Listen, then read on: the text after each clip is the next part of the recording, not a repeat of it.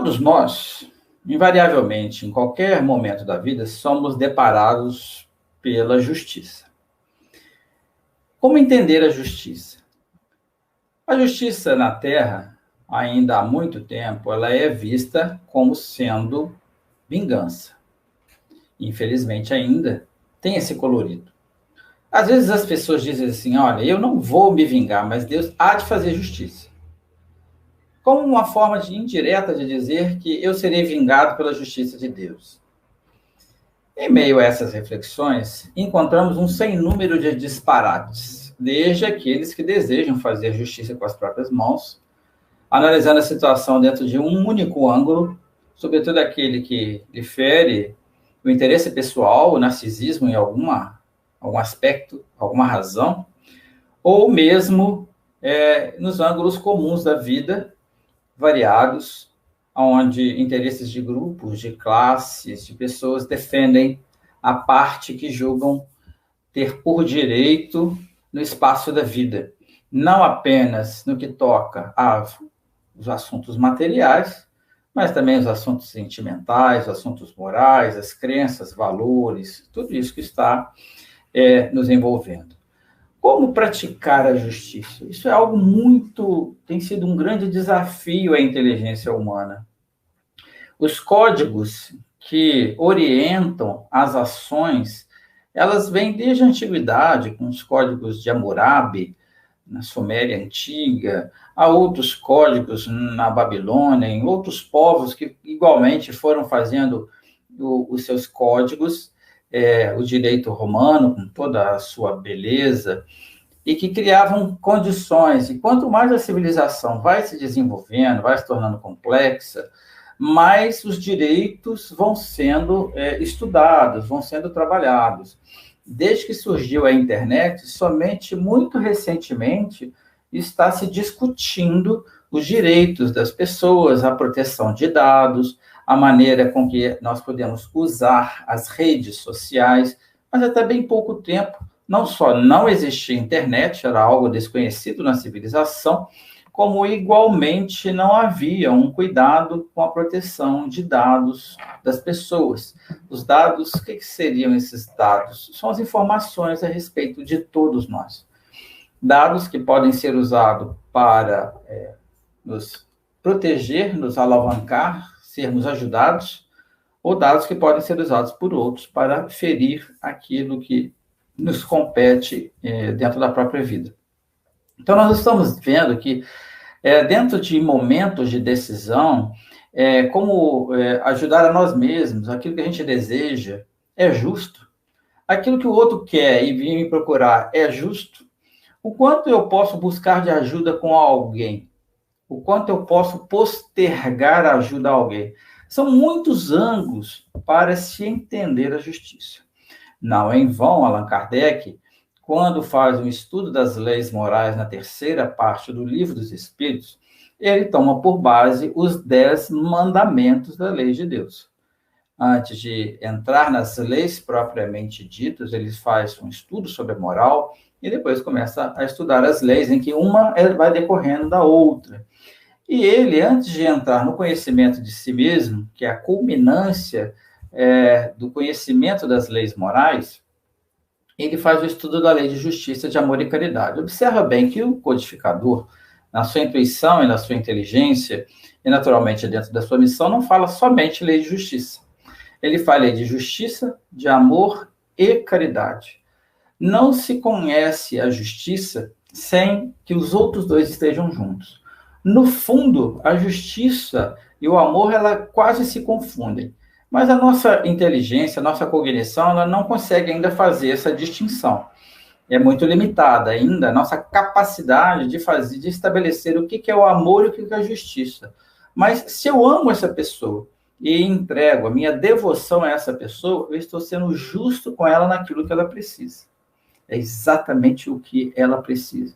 Isso já é um critério que nos ajuda. E o ato de amar alguém, de exercer o amor a alguém, de dar o amor a alguém, é justo, é exatamente o que eu devo fazer, mas de que forma que eu devo dar o amor a alguém? Através da caridade. Então, lei de justiça, de amor e caridade, elas precisam de estar juntas. Ou então, na prática da caridade, por exemplo, se temos um aspecto da caridade que é a caridade material, que seria a beneficência. Se eu abuso na ajuda a essa pessoa, eu prejudico essa pessoa, eu posso viciar-lhe o direito de pedir.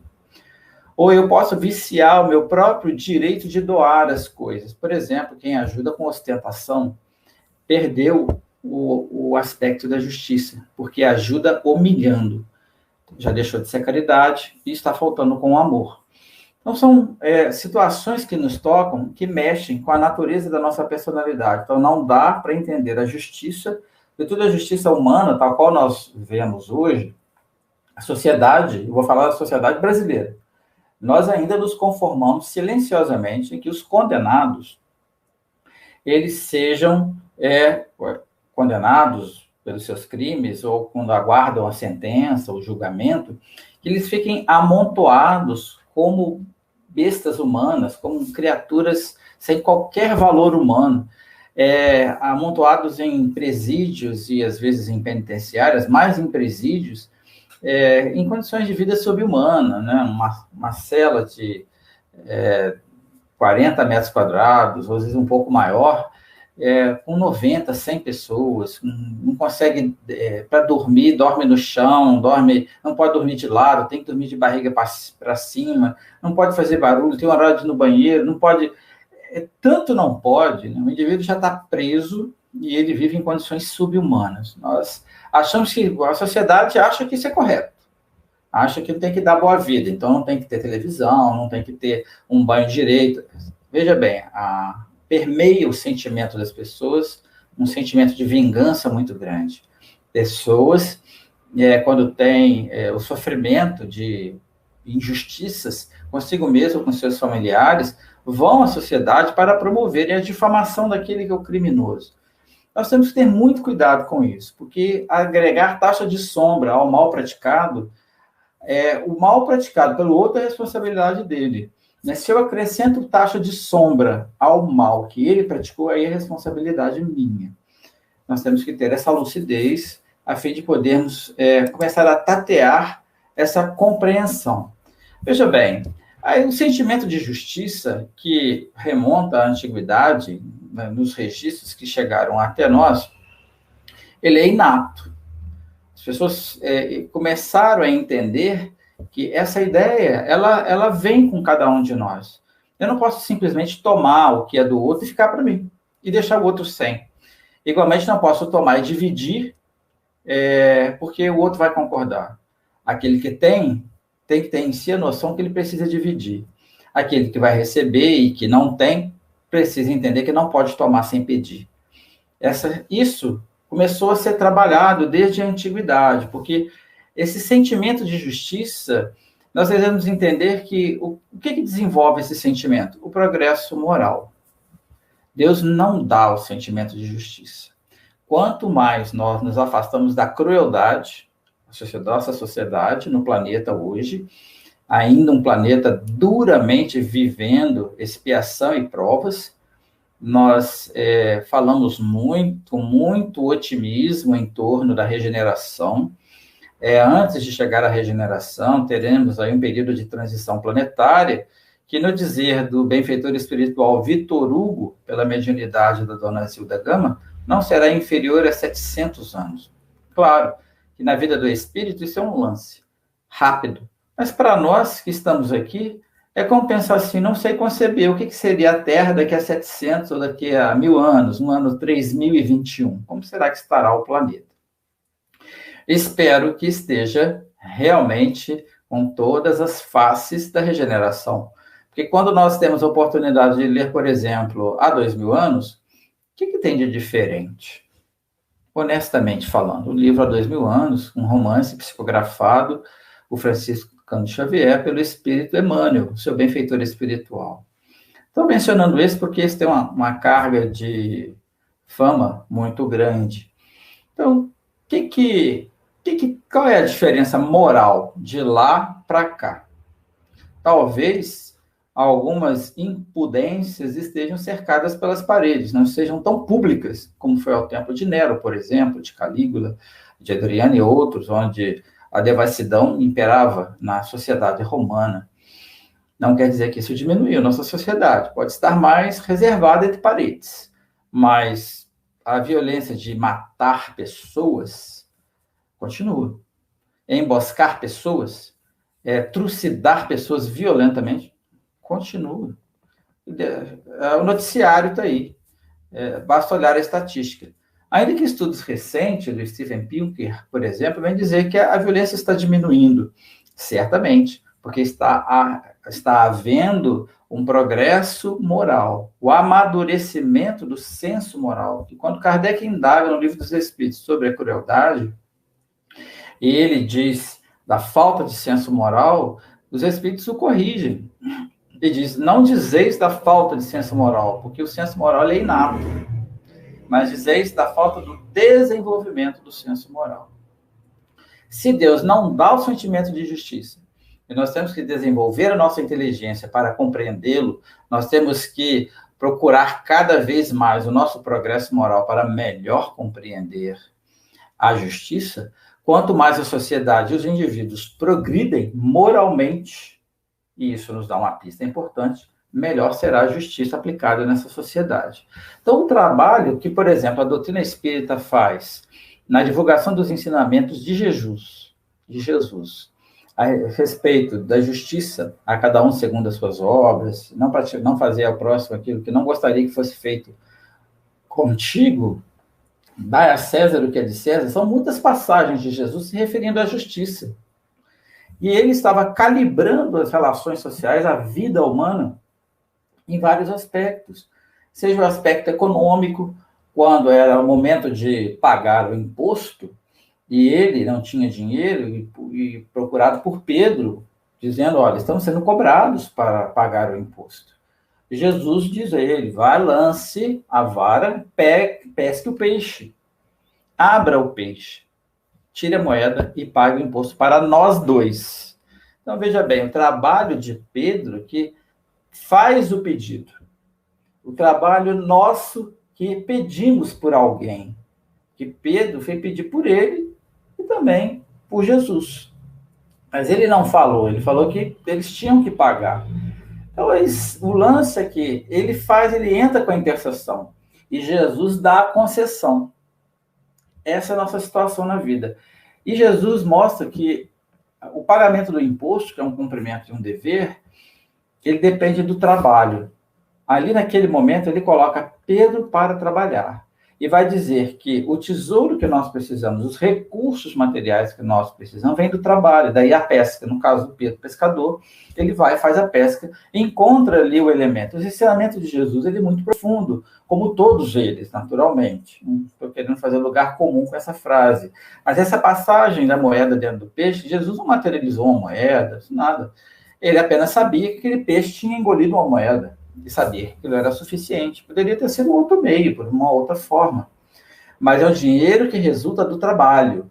É um dinheiro que resulta também de um socorro da sabedoria divina a uma necessidade imediata. Porque aquilo tinha que ser resolvido naquela hora e não depois. Ele não falou assim, vou pensar, Pedro, depois a gente vê como é que faz. Ele não postergou. Ele mandou resolver aquilo ali na hora. A justiça estava sendo chamada a um cumprimento naquele instante. Isso mostra também a situação das provações coletivas, das expiações coletivas. Quando a justiça chega nos cobrando o imposto, a cobrança é imediata.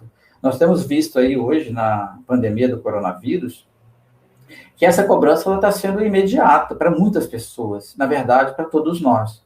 Para aqueles que levam a sério a pandemia e para aqueles que não estão muito preocupados com ela, cada um com o seu entendimento. Uns levam a pandemia a sério, levam com medo, outros levam com fé, outros não querem nem saber, então são resistentes, outros se afastam dela porque têm alguns medos, têm algumas coisas mais profundas no seu inconsciente ou no seu modo de encarar a vida, e aí, em razão disso, não adere, né? Faz uma adesão negativa. Né? Eu reconheço que existe, mas eu não quero participar disso. Esse tipo de realidade em que nós vivemos mostra a posição moral em que nós nos encontramos. se estamos preocupados com o próximo, se respeitamos o que a situação está pedindo, se nós cumprimos as regras, se não cumprimos, se nós... Veja bem, a justiça, ela aparece em nossos caminhos de todas as formas. Mas é bom lembrar que o progresso moral, na medida em que ele é desenvolvido, e Deus não dá, mas ele coloca o progresso moral, a consciência, onde que está a consciência? A gente fala que a lei de Deus está na consciência, mas onde que está a consciência? São Vicente de Paulo vai falar no Evangelho segundo o Espiritismo que Deus a colocou no fundo do coração. Isso também está na questão 873 do Livro dos Espíritos. Deus o pôs no coração do homem. Então, é no coração do homem que está a consciência, que está o sentimento de justiça. E nós atravessamos a vida preocupados com as felicidades que podemos ter.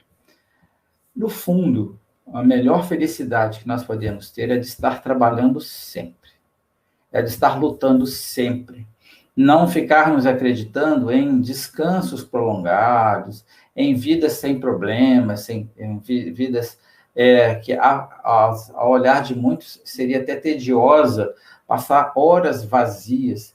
Não, a melhor vida é aquela em que ela é atribulada. Mas veja bem, atribulada com aquilo que é útil, que é belo, que é verdadeiro. Então, se é comprometido com causas que promovem o progresso pessoal e promove o progresso da humanidade.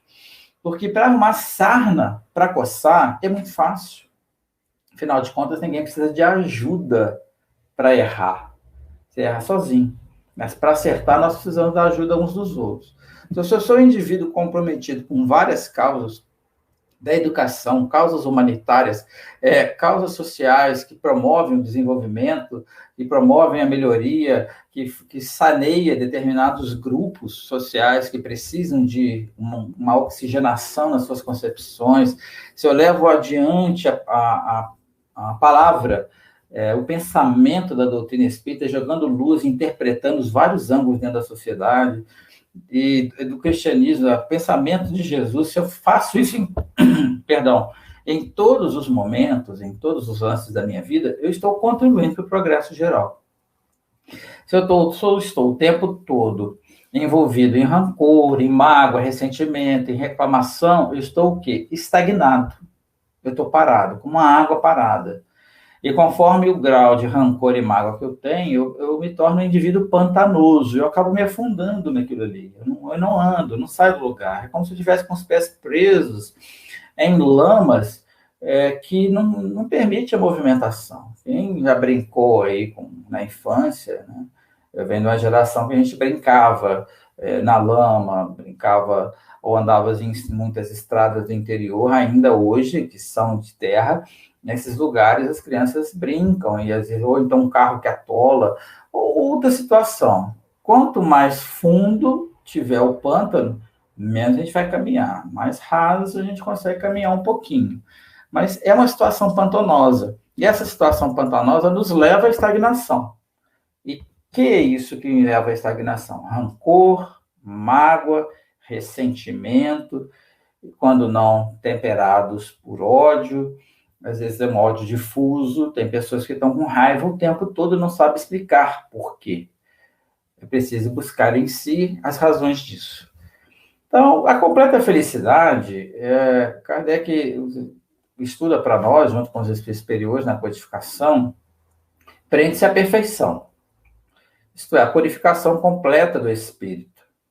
Nós estamos vendo isso lá no livro Céu e Inferno. Toda imperfeição é, por sua vez, causa de sofrimento e de privação, de gozo.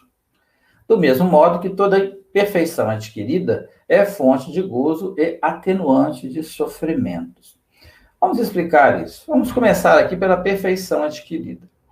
Se eu sou um indivíduo que conversa educadamente com as pessoas, se eu sou simpático, sorridente, afável, amável, se eu trato todos com respeito, se eu tenho modos que são adequados ao ambiente, se eu não exagero das minhas emoções, nas minhas palavras, se eu não sou muito exaltado, eu estou mostrando que eu adquiri uma perfeição no trato. Não sou estouvado para lidar com as pessoas, não sou estouvado para mexer com os objetos, por exemplo, em casa, não fico quebrando caneca e copo toda hora, não estrago as coisas. Por quê? Eu adquiri uma perfeição. Essa perfeição não traz problema. O que ela faz? Ela evita problemas futuros, que seriam sofrimentos, e me traz o bem-estar, porque tudo que eu tenho está preservado, tudo que eu tenho está bem cuidado.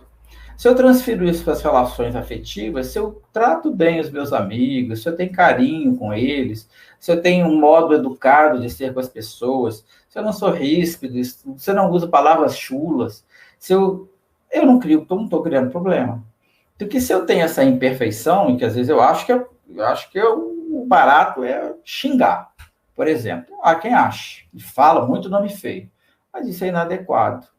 É inadequado porque é uma palavra que ofende, ela cria um distúrbio dentro do ambiente em que ela é produzida, porque ela diminui o outro, ela diminui a situação, ela cria uma condição vexatória. Esses problemas que a gente cria com o uso da palavra, aí eu falei brincando, e às vezes fala rindo, às vezes aí já usou de violência, que o cinismo é uma violência.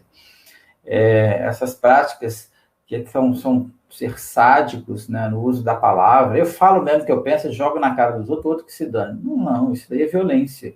Isso é faltar com amor. Se eu quero expressar o meu pensamento, não preciso gritar. Não preciso ofender e diminuir a outra pessoa. Porque nós, como seres humanos, nós não somos melhores do que ninguém. Nós somos todos iguais. Se estamos em situações diferentes, se estamos em momentos que nos colocam em posições opostas, muitas vezes, eu tenho que respeitar aquele ser humano. Eu posso discordar da ideia, mas eu tenho que respeitar aquele ser humano. E a ideia? Eu posso atacar a ideia? Depende do que você vai chamar de atacar. Porque não adianta você usar de todos os seus recursos da lógica, né, de silogismos variados, usar de muita coisa para vencer e não convencer alguém numa argumentação. O nosso diálogo tem que valorizar a pessoa que ouve. Da mesma forma que o que ela expressa com o raciocínio dela, ainda que a gente possa perceber uma malícia, um pensamento maldoso ali naquelas palavras, se a gente tem condições de ajudar aquela pessoa a se educar no uso da palavra ou na maneira de pensar, é o nosso dever. E fazer isso com carinho, com serenidade. Isso é uma busca de todos nós. E isso nos impõe sacrifícios, nos impõe mudar o nosso próprio modo de ser, porque nós temos que facear a nossa personalidade às lições do Evangelho. Quanto menos a gente faz isso, mais a gente vai ficando atrasado, que é a questão do pântano que eu mencionei agora há pouco. Então, se eu tenho aqui o desejo de uma felicidade, eu tenho que empreender as perfeições relativas de cada vida ou de cada momento que eu tenho aqui na minha vida.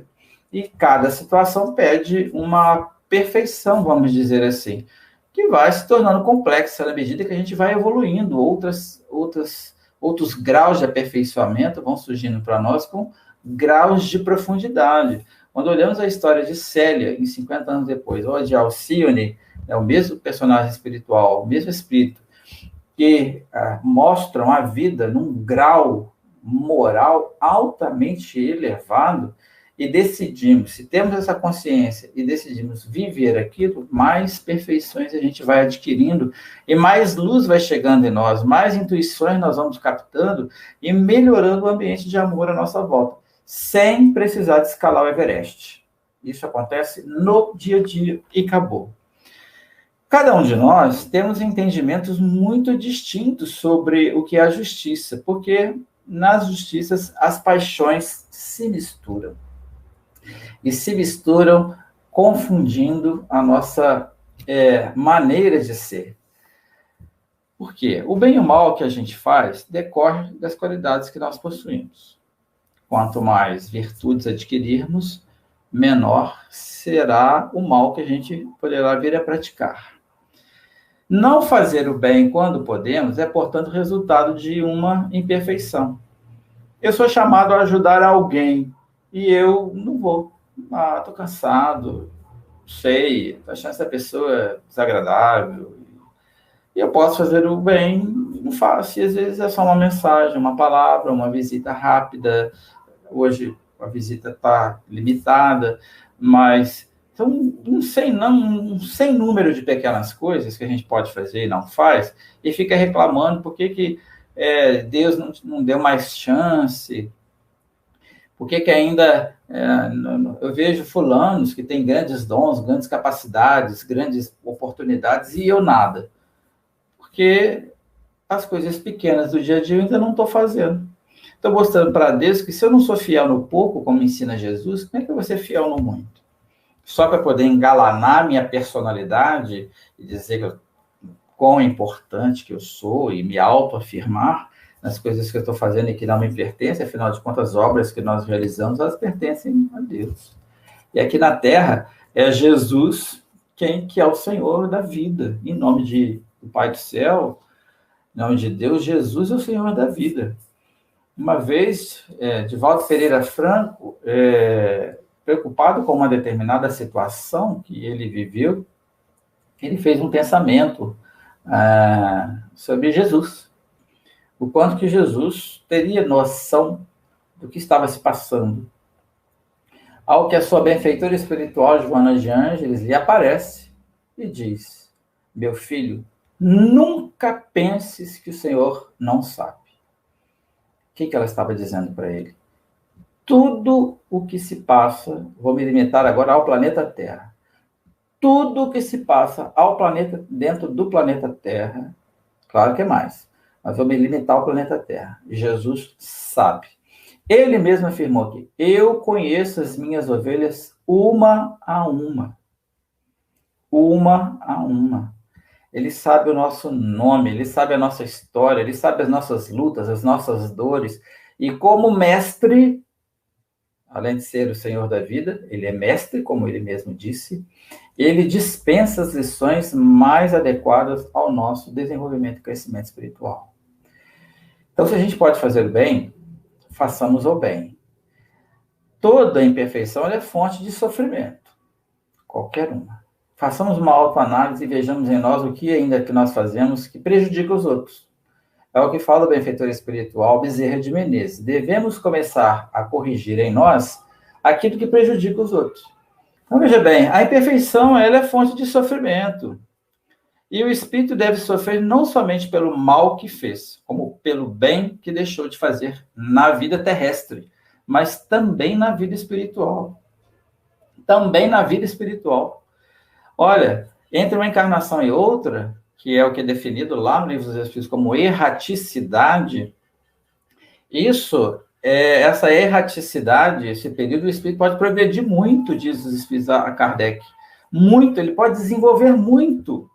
Mas se ele se liga às falanges do mal, ou aos grupos que ficam inertes, sem fazer nada, sem trabalhar no bem, seu progresso fica retardado. E aí as suas imperfeições não são trabalhadas para serem transformadas em perfeições.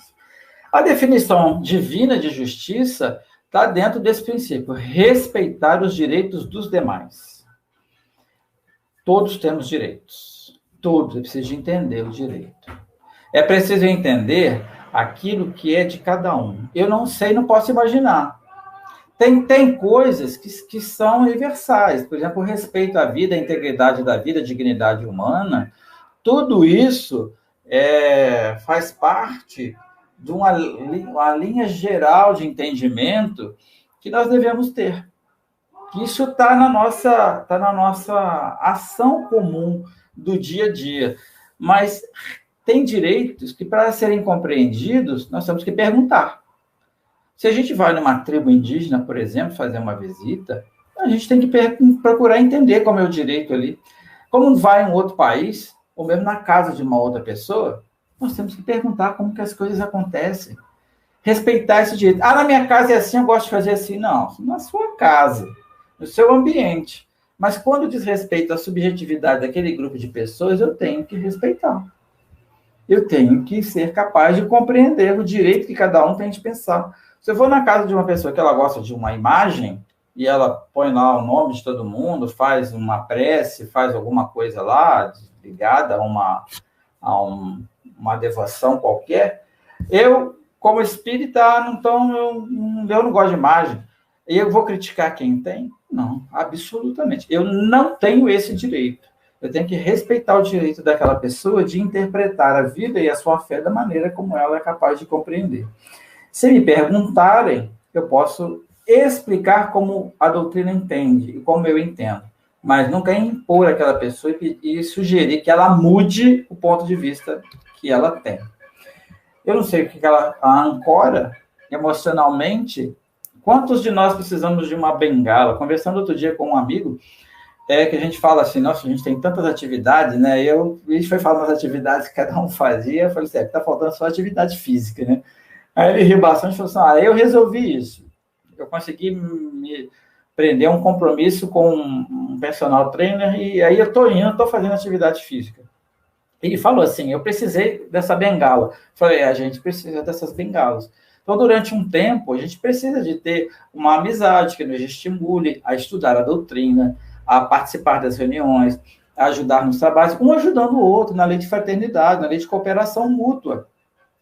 Agora, dentro desse ambiente, nós vamos nos fortalecendo, depois a gente toma domínio daquela situação e passa a ajudar o outro, passa a ser a bengala de alguém para o outro ser promovido também no progresso dele. Sendo a infinita justiça de Deus, o bem e o mal são rigorosamente considerados, sobretudo no nosso estágio intermediário, né?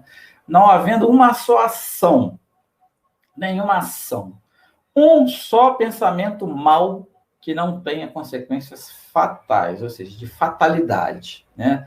Não estaremos livres das reações das nossas ações, pensamentos, ou também das ações meritórias. Tudo isso leva a uma consequência fatal, quer dizer, não tem ausência de efeito para as causas que nós criamos das coisas. Se amamos, ajudamos, o efeito disso vai ser, no futuro, encontrar a paz decorrente do ajudar, do amar. Se fizermos o mal, vamos ter os tormentos que vão nos visitar. Um só bom movimento da alma que se perca, mesmo para os mais perversos, por isso que constituem tais ações o começo de um progresso. Há indivíduos que são maus na sociedade, mas que são amorosos em família. Então, em família, eles progrediram. Falta progredir na sociedade. É isso que, nas relações uns com os outros, é aquilo que eu produzo em relação ao outro que vai determinando os meus direitos. Seja dentro da lei humana e seja dentro da lei natural, que é a lei divina. Quando eu cometo uma falta, ajo pelo mal, eu contraio uma dívida. Eu tenho que arrumar a bagunça que eu fiz. Se não for nessa existência, vai ser em outra.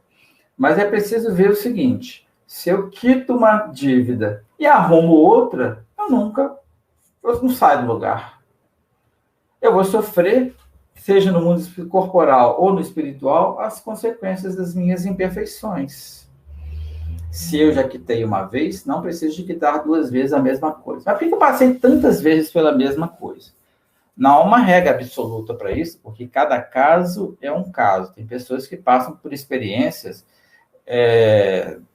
amargas várias vezes. Essa pessoa está precisando fixar alguma coisa. Às vezes olha-se isso muito só sob o ângulo da expiação. Deus está punindo e tal, não. Sobretudo, é o ensinamento do desenvolvimento do senso moral. Isso tem que estar bem fixado em nós na lição. Desenvolvimento do senso moral. Olha o senso moral de Francisco Cândido Xavier. A gente quer um exemplo para que a gente possa mirar alguém bem contemporâneo de nós, ou do nosso amigo Divaldo Pereira Franco, do nosso amigo José Raul Teixeira. Estou mencionando aqueles que têm maior visibilidade no meio espírita e até fora, na sociedade também. Qual é a demonstração que eles dão de amadurecimento do senso moral? Ou aquelas pessoas que estão na nossa relação, no centro, família, em família, tem pessoas que não são espíritas, mas que têm um amadurecimento do senso moral que é profundo. É profundo. Então, essas pessoas, elas se tornam luzes, né? Se tornam luzeiros no ambiente onde elas se encontram, ajudando a todos que estão ali à volta, mostrando como que se deve fazer. E fazem com amor os gestos mais simples. Lavar um prato, arrumaram a casa, serviram um copo d'água, fazem aquilo com tanto amor, com tanto cuidado zeloso, que é preciso a gente parar para pensar, assim, como empresta tanto devotamento e abnegação num gesto tão simples. Como, então, a gente pode definir a justiça? Estamos aqui em Kardec, na 875 do Livro dos Espíritos. A justiça consiste em cada um respeitar os direitos dos demais. Esse é o ponto que nós temos que entender. Olha, o que é respeitar os direitos dos demais? Amar ao próximo como a si mesmo. Por outras palavras, é isso. Eu vou tratar o outro como eu gostaria de ser tratado. Eu constituo nisso a justiça. Olha, qual é o respeito que eu tenho que dar àquelas pessoas? Como eu já falei, os respeitos gerais, de dignidade, sustentação da vida, nada de destruição da vida, sob qualquer aspecto que seja, nenhuma violência aplicada à integridade de alguém que possa lhe ferir a vida. Mas e as coisas materiais? Se eu interfiro nas coisas materiais da vida de alguém, isso vai repercutir negativamente na vida daquela pessoa, por um único sentimento ruim que eu possa implicar no coração daquela pessoa, é a prática do mal. Então, não pode. Não tem como enveredar por esse caminho. O respeito é absoluto. Mas o fulano não liga. Aí nós temos um aspecto importante a considerar. Antes de eu errar com alguém, ou comigo mesmo, eu estou errando com a lei divina. A lei é lei imutável, estável em todo o universo. As leis físicas, 617 do Livro dos Espíritos, podem ser diferentes de mundo para mundo, mas as leis morais, não.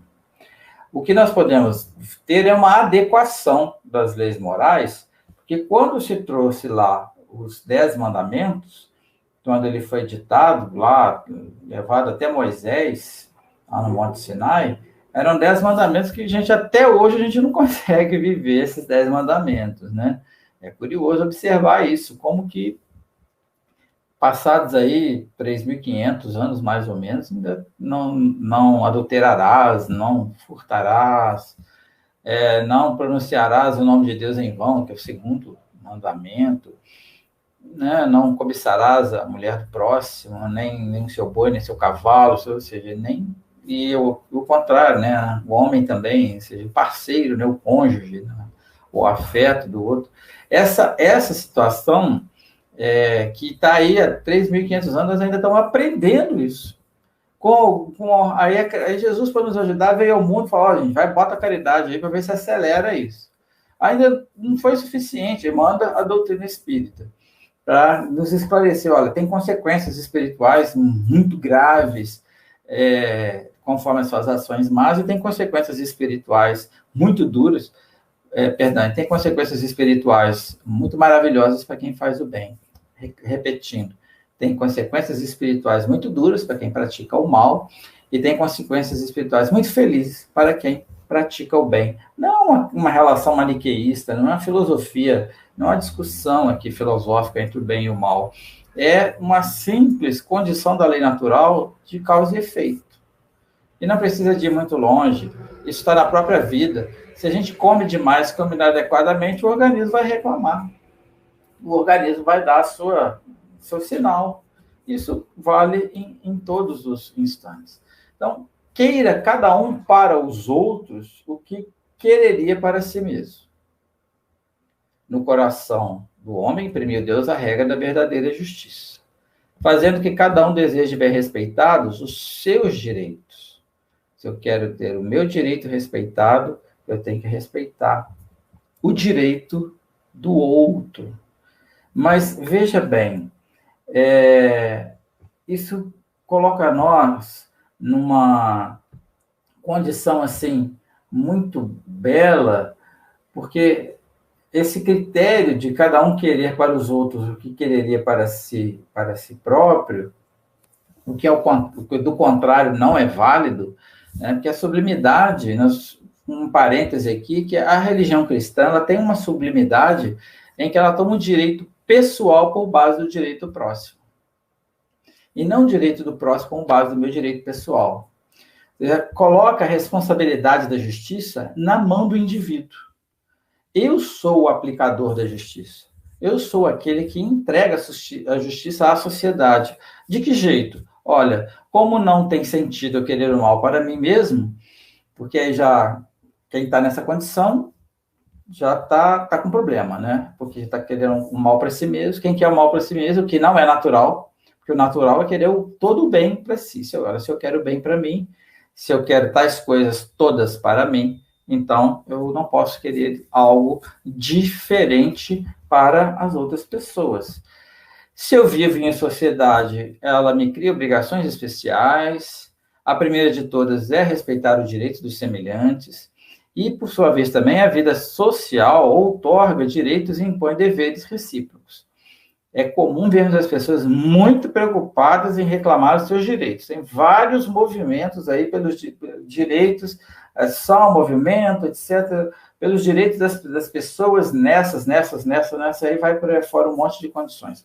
Perfeito. Isso tem que ser lutado, tem que ser buscado, tem que se pedir isso, tem que se trabalhar por isso. Lembra que a justiça não é dada, ela é desenvolvida, ela é adquirida? É essa situação. Então, se há essa outorga da vida social em nós, Itabaiana, sim, mas não se deve esquecer dos deveres. Todos nós temos deveres, não adianta só buscar direitos. E se os direitos de um grupo, ele se sobrepõe ao direito de outros grupos, tem um problema aí nesse direito. Deixou de ser direito e tornou-se egoísmo, quando um grupo se sobrepõe nos seus direitos, nas suas crenças em relação aos demais. Mas o homem pode enganar-se quanto à extensão do seu direito. Como é que ele vai fazer conhecer o limite, então, do seu próprio direito? O limite do direito, que, com relação a si mesmo, reconhecer ao seu semelhante em idênticas circunstâncias e reciprocamente. É o que a gente acabou de falar agora. Qual que é esse limite que eu não posso ultrapassar? Olha, se em relação a mim, eu me importaria que alguém falasse grosseiramente, então, falasse grosseiramente comigo, se eu vou falar grosseiramente com o outro. Então, essa é a noção do limite. Eu preciso adequar a minha personalidade a isso? Preciso adequar a minha personalidade a isso com toda segurança. Muitos chegam a considerar, e Kardec indaga, se cada um atribuir a si mesmo direitos iguais ao seu semelhante, não será isso a anarquia de todos os poderes? Há camadas de poder dentro da sociedade, mas não deveria haver camadas de cuidados essenciais à vida de todos aqueles que estão nas diversas camadas da sociedade. Camadas essas que o espírito muda de encarnação em encarnação. Uma delas a gente pode estar rico, outra muito pobre, uma pode vir com um corpo feminino, às vezes com um corpo masculino, outras mais escolarizado, outros menos escolarizado, um com mais habilidades artísticas, outro com menos habilidades, e assim por aí afora. O espírito vai caminhando em todas as áreas para ter o conhecimento. Então, os direitos naturais, eles são os mesmos para todos os homens, a começar o direito da vida, desde os de condição mais humilde até os de posição mais elevada. A subordinação não se achará comprometida quando a autoridade for deferida à sabedoria. Então, aquele que tem a autoridade, se ele age com sabedoria, aí a autoridade se estabelece. Então, a subordinação não se achará comprometida quando a autoridade for deferida à sabedoria. Porque aquele que está na condição de autoridade e age com sabedoria nunca vai humilhar ou ofender qualquer subordinado, em qualquer situação. É o professor com o aluno, é a dona de casa com a sua empregada, é o patrão com seus empregados, é aquele que está nas relações comuns do dia a dia, na via pública, nas lojas, como for. Não ser aquele que tem a autoridade em qualquer momento, o pai em casa, a mãe em casa em relação aos filhos, ou até mesmo no trato com os animais, se há sabedoria, respeito nesse cuidado, nesse trato, então não há problema com subordinação. Tenha um cachorro em casa e comece a educá-lo na base do chicote para você ver como é que ele vai reagir. ele não vai se subordinar.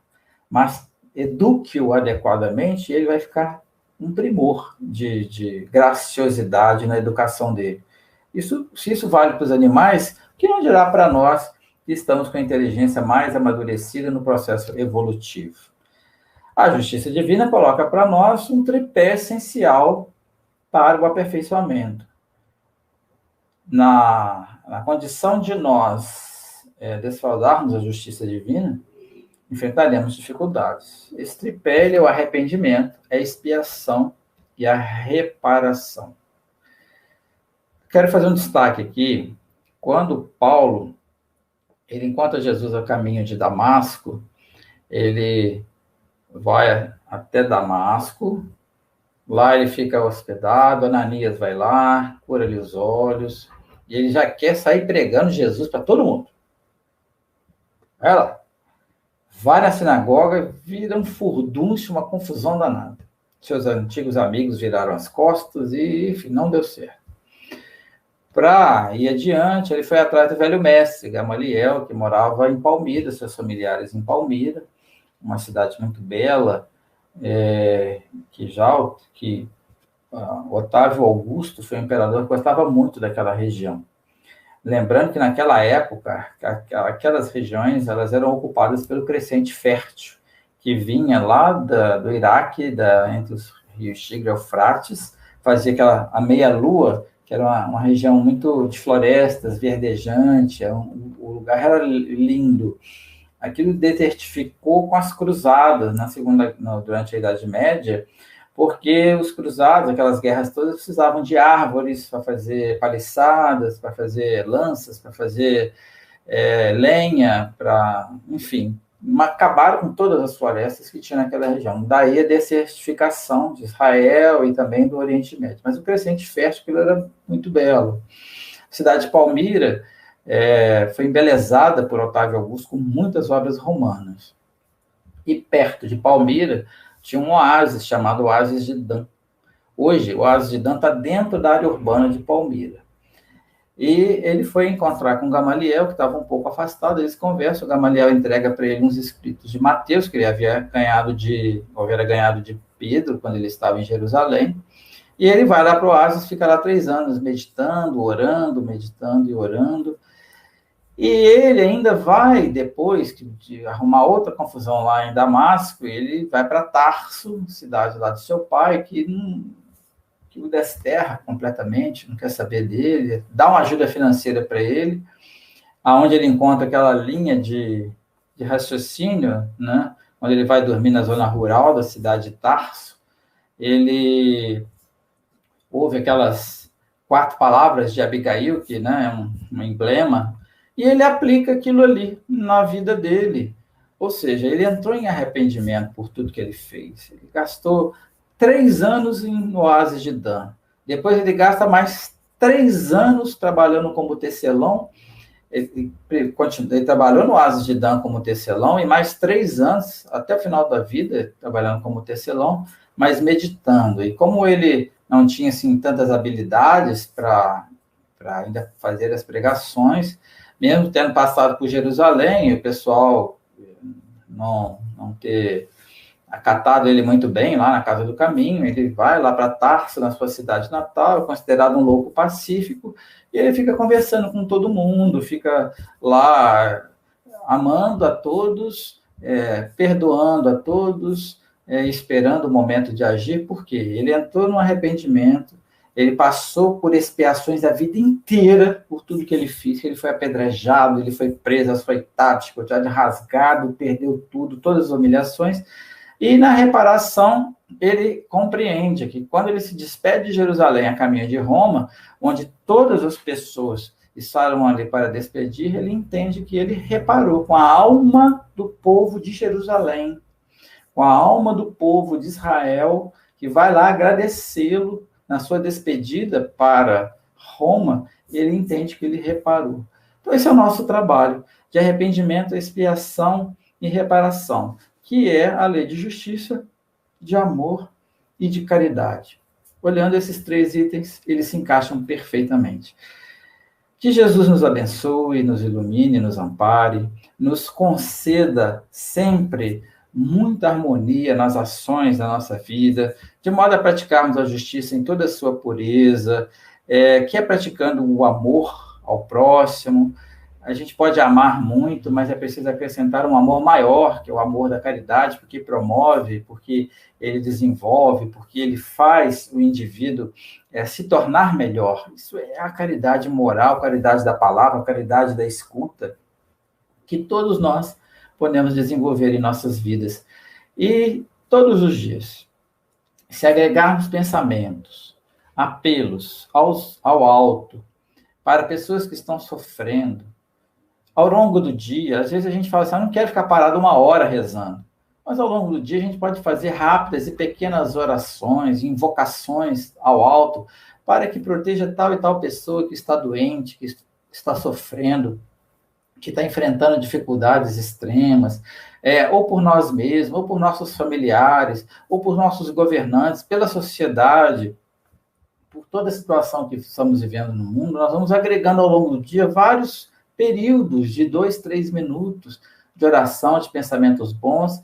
Se está nos faltando elementos para isso, que a gente busque leituras edificantes que nos ensinem as perfeitas noções de justiça.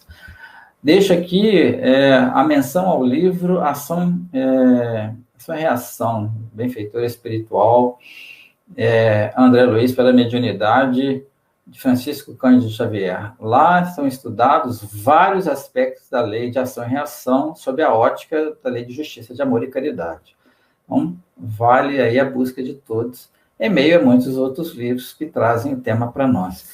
E possamos forrar a nossa vida com elementos sacrossantos da justiça, com simplicidade e com bondade, tendo para com todos amor, o amor que compreende, que espera, que ajuda, e que a gente possa fazer a caridade para com os criminosos, a caridade para com os equivocados do caminho, fazendo essa mudança da nossa vida, do nosso modo de ser, do nosso modo de agir, deixando crescer por nós mesmos o senso moral que nos dá a noção de perfeita justiça.